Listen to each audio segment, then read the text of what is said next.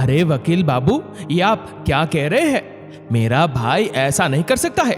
वो तो बहुत अच्छा है, अपने बड़े भाई का सदा सम्मान करता है और वो मेरा भी हिस्सा ले लेगा। मुझे तो यकीन नहीं हो रहा है। देवेश ने कहा, आप ये कागजात देख लीजिए। आपकी मां ने अपनी सारी जायदाद आपके छोटे बेटे सोमेश के नाम कर दी है। वकील ने देवेश को कागजात दिखाए। देवेश ने पन्ने पलटकर देखा। एक जगह जाकर उसकी नजर रुक गई। मां तो पढ़ी लिखी थी, मां तो हस्ताक्षर करना जानती थी, फिर मां ने अंगूठा क्यों लगाया? देवेश को अब विश्वास हो गया था कि सोमेश ने उसका भी हिस्सा हड़प लिया है। देवेश तुरंत ही पहली ट्रेन पकड़ कर गया और घर के बाहर जैसे ही पहुंचा, मनोहरी निवास की जगह सोमेश निवास देखकर सब मांजरा समझ गया। अंदर पहुंचकर वो गुस्से से दंदनाता हुआ बोला, भाई, मेरा हिस्सा हजम करते हुए तुझे शर्म नहीं आई? इस जायदाद में मेरा भी बराबर का हिस्सा था। तू इतना स्वार्थी निकलेगा, मैंने कभी सोचा नहीं था। उन कागजों पर मां के हस्ताक्षर नहीं थे, तूने जबरदस्ती अंगूठा लगवाया होगा। सोमेश कुछ ना बोला क्योंकि उसके मन में चोर था। वो चुप रहा। थोड़ी देर बाद वो देवेश से बोला, भाई साहब, आराम से रुक कर जाइएगा, आपका ही घर है। घर? अब ये घर मेरा नहीं है। तूने मेरा विश्वास तोड़ दिया है। मैं बाहर गया हुआ था और तूने पीछे से ये कांड कर दिया। मैं तुझे कभी माफ नहीं करूंगा। और देवेश घर से चला गया। ट्रेन में बैठे बैठे उसका मन नहीं लग रहा था। पुरानी यादों में वो खोता जा रहा था। मनोहरी देवी और रामलाल जी की 2 संतानें हुई थी, देवेश और सोमेश। दोनों भाइयों में 5 साल का अंतराल था। रामलाल जी और मनोहरी देवी अपनी दोनों संतानों पर जान छिड़कते थे। परिवार में कभी किसी चीज की कमी नहीं थी। देवेश में धीरज था, वो कोई भी निर्णय उतावलेपन में नहीं लेता था। वही सोमेश इसके विपरीत जिद्दी था। मनोहरी देवी का लाडला भी सोमेश ही था, क्योंकि छोटा बच्चा कभी बड़ा ही नहीं होता है। वो सदैव मां के लिए छोटा ही रहता है। वो उसकी सभी गलतियों को माफ कर देती थी। इसी वजह से सोमेश जिद्दी भी हो गया था। रामलाल जी का अपना व्यवहार था, उसी से घर परिवार चल रहा था। बड़ा सा घर और काफी जमीनें थी। देवेश शुरू से पढ़ाई में होशियार था, वहीं सोमेश बस उत्तीर्ण हो जाता था। सोमेश का मन पढ़ाई में नहीं लगता था। दोनों बड़े हुए। सोमेश की रुचि घर के व्यापार में थी, वो उसमें लग गया और देवेश की नौकरी दूसरे शहर में बैंक में लग गई। मनोहरी देवी और रामलाल जी चाहते थे कि देवेश भी उनका ही व्यापार संभाले, पर देवेश को नौकरी करने की इच्छा थी। देवेश नौकरी करने लगा। कुछ समय बाद उसका विवाह कामिनी से हो गया, जो उसी के गांव की लड़की थी, जिसे उसकी मां ने पसंद किया था। इन सब के बाद भी देवेश पर शहरी रंग नहीं चढ़ा था। वो छुट्टियों में गांव पहुंच जाता था और अपने माता पिता की सेवा में कोई कसर नहीं छोड़ता था। कामिनी भी अपने सास ससुर का ख्याल रखती थी। घर से दूर रहने के बाद भी वो दोनों अपने घर से जुड़े हुए थे। सोमेश पर देवेश जान छिड़कता था और उसे अपने बच्चे की तरह प्यार करता था। अब सोमेश भी विवाह लायक हो गया था। वो गांव की ही लड़की से प्रेम करने लगा था। मनोहरी देवी को मीना पसंद नहीं थी, क्योंकि वो उसे संस्कारी और घरेलू लड़की नहीं लगती थी। फिर भी सोमेश की जिद के आगे दोनों को झुकना पड़ा और सोमेश की मीना के साथ शादी हो गई। मीना का घरेलू कामों में जरा भी मन नहीं लगता था। उसे सोमेश के साथ घूमना फिरना और सिनेमा देखने जाना बहुत पसंद था। उसे चौके का काम भी ज्यादा ना आता था। वो मीना को सिखाने का प्रयास करती थी, पर वो सीखना ही नहीं चाहती थी। वो जुबान की भी कड़वी थी, ऊंची आवाज में बोलती थी और अपने सास ससुर को कुछ भी सुना देती थी। अब जब भी देवेश और कामिनी घर आते थे तो वो अपने कमरे से बाहर ही नहीं निकलती थी। उन लोगों का आना उसे पसंद नहीं था। कामिनी आती थी और अपनी सास के साथ काम में लग जाती थी। मनोहरी देवी जरा सी कामिनी की तारीफ कर देती थी तो मीना चिढ़ जाती थी। उसे लगता था कि सास ससुर रहते तो मेरे साथ है और तारीफ कामिनी भाभी की करते हैं, जबकि सब इसके विपरीत था। मीना के बेरुखी व्यवहार के कारण कामिनी और देवेश ने आना कम कर दिया था। जहां पहले छुट्टी होते ही सभी गांव आ जाते थे, वहीं अब बस त्योहार पर आने लगे थे। समय के साथ दोनों के बच्चे भी अब बड़े हो रहे थे। बच्चों की पढ़ाई के कारण कामिनी और देवेश अब कम ही जाने लगे थे। रामलाल जी से भी व्यापार नहीं संभलता था। टीबी की लंबी बीमारी के चलते रामलाल जी ने अपने प्राण त्याग दिए। देवेश और कामिनी 15 दिनों तक रुक कर गए थे।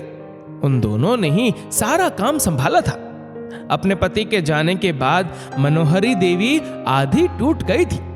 जीवन साथी के जाते ही आदमी हो या औरत जल्दी बूढ़ा होने लगते हैं। अब उससे ज्यादा काम भी नहीं होता था। वो अकेली ही बैठी रहती थी और काम ना करती तो मीना दिन भर चिक चिक करती थी। एक दिन रात को लेटे लेटे उन्हें अचानक लकवा आ गया और वो बिस्तर पर आ गई। मीना रोज देवेश और कामिनी के लिए सोमेश के कान भरती थी कि वो तो चले गए हैं, अब उनका इस घर और जायदाद पर कोई हक नहीं बनता है। अब जो भी है हमारा है। हमारे इकलौते बेटे के भविष्य में ये सब काम आएगा। सोमेश भी मीना की बातों में आ गया। मनोहरी देवी बिस्तर पर पड़ी रहती थी। उनके रोज के कामकाज के लिए गांव की ही एक गरीब विधवा को लगा दिया। सोमेश और मीना ने उन्हें ठीक करने के लिए ज्यादा भागा दौड़ी भी नहीं की।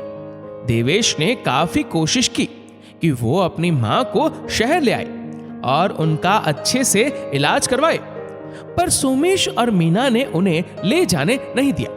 इसके पीछे का कारण देवेश को अब समझ में आया। मां के बिस्तर पर आते ही वकील से जायदाद के कागज बनवाए और मां का उस पर धोखे से अंगूठा लगवा लिया। रामलाल जी के जाने के बाद वो ही पति की संपत्ति की मालकिन थी।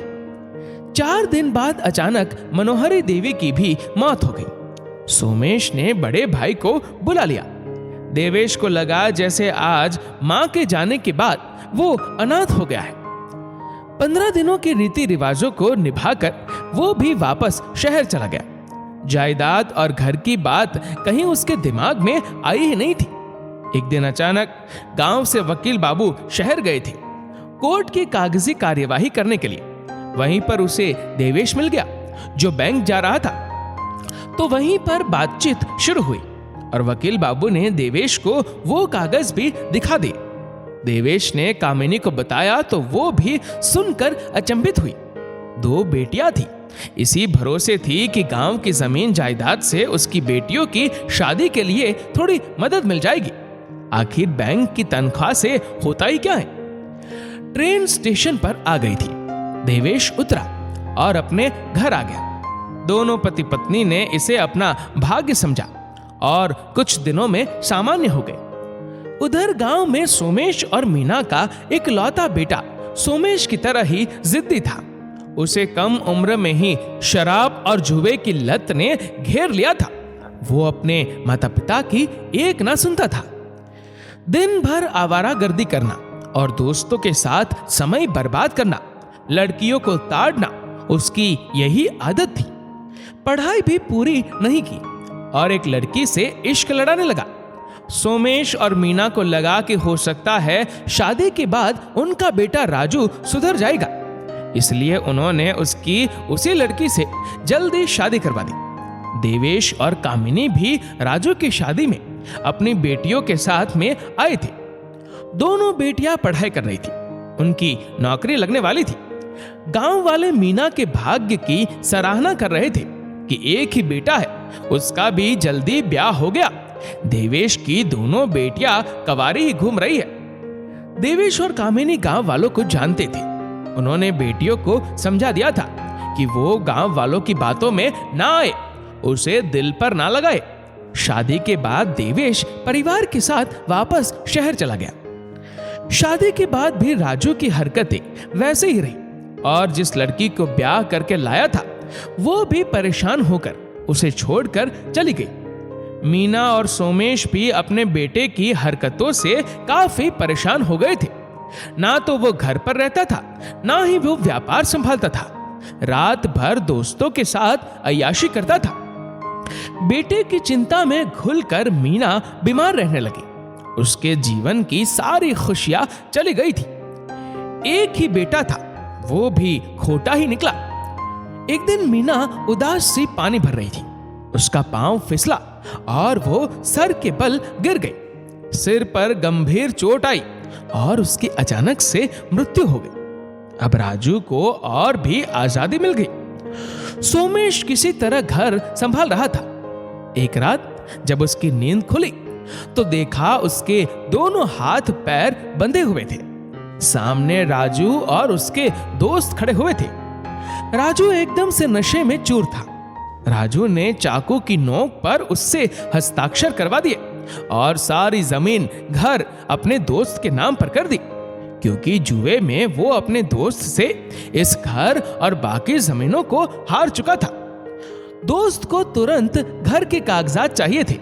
जिस जायदाद को अपने बेटे के लिए भाई से छीना, वही जायदाद वो दोस्त को लुटा रहा है। पर राजू ने एक ना सुनी। सुबह उठते ही सब कुछ राजू के हाथ से जा चुका था। दोस्त ने धक्के देकर राजू और सोमेश को घर से निकाल दिया। राजू का नशा उतरा तो उसे अपनी गलती का एहसास हुआ। राजू ने पिता सोमेश की हालत देखी तो वो भी बेसुध हो गए थे। राजू अपने पिता को अकेला छोड़कर वहां से भाग गया। एक ही दिन में हाथ से सारी जायदाद भी चली गई और बेटा भी चला गया। आज सोमेश को महसूस हुआ कि उसने अपने पिता तुल्य भाई की जायदाद हड़प कर कितना बड़ा गुनाह किया था। उसे उसकी ही सजा मिली है। कभी बुरे कर्मों का अच्छा फल तो नहीं मिलता है। सोमेश के मन पर बोझ था। मन तो उसका हुआ कि वो अपने प्राण दे दे, पर जब तक अपने बड़े भाई से माफी नहीं मांग लेता तब तक उसका पश्चाताप पूरा नहीं होगा। वो पहले ही बस पकड़कर शहर चला गया। रविवार का दिन था, इसलिए देवेश घर पर ही था। दूर दरवाजे से परिवार की हंसी ठिठोली की आवाजें गूंज रही थी। सामने अपने चाचा को देखकर दोनों बेटियां अंदर चली गई। उन्हें भी पता था कि चाचा ने उनके पापा के हिस्से की भी जायदाद हड़प ली थी। अब दोनों बेटियां अच्छी कंपनी में नौकरी करने लगी थी। घर में पैसों की कमी नहीं थी। दोनों इतना कमाने लगी थी कि अपनी शादी का खर्च खुद भी उठा सकती थी। देवेश और कामिनी भी चौकन्ने हो गए थे। वहां गांव में क्या हुआ था इसका रिश्तेदारों और पड़ोसियों के फोन तो आ गए थे, पर सोमेश यहां क्यों आया है? देवेश कुछ बोलता कि इससे पहले सोमेश भाई के पैरों में गिर पड़ा। मुझे माफ कर दीजिए भाई साहब, मेरे मन पर बड़ा बोझ है। मैंने आपके साथ छल किया था, उसकी सजा मुझे मिल रही है। जिस बेटे के लिए मैंने आपका हिस्सा भी छीन लिया था, उसी बेटे ने मेरे साथ छल किया और मैं अपना सब कुछ लुटा चुका हूं। अब मेरे पास कुछ नहीं है, ना घर है ना परिवार है। मैं मरने से पहले आपसे माफी मांगना चाहता हूं, ताकि मेरे मन और आत्मा पर कोई बोझ नहीं रहे। ये बात अब समझ में आई है कि छीनने वाला इंसान कभी सुखी नहीं रह सकता है। सोमेश मेरे भाई, मैंने तुझे माफ किया और तू कहीं नहीं जा रहा है। मैंने तुझे भी अपनी संतान समझा है। तू हमेशा मेरे ही साथ रहेगा। देवेश से माफी मिली और वो जोर जोर से सांसें लेने लगा। कामिनी ने तुरंत डॉक्टर को फोन लगाया, पर तब तक देवेश के पैरों में सोमेश दम तोड़ चुका था। दोस्तों, ये सच है कि किसी का हक छीनकर आप कभी सुखी नहीं रह पाओगे। सभी को बुरे कर्मों की सजा इसी जन्म में भुगतनी होती है। इस वीडियो को लेकर आपकी क्या राय है, नीचे कमेंट करके जरूर बताएगा। और अगर आपको ये वीडियो अच्छा लगा हो तो इस वीडियो को लाइक करेगा, शेयर करेगा ज्यादा से ज्यादा लोगों तक, और ऐसे ही और भी इंस्पिरेशनल वीडियोस के लिए सब्सक्राइब करें हमारे यूट्यूब चैनल को और फेसबुक पर फॉलो करें हमारे पेज को। धन्यवाद।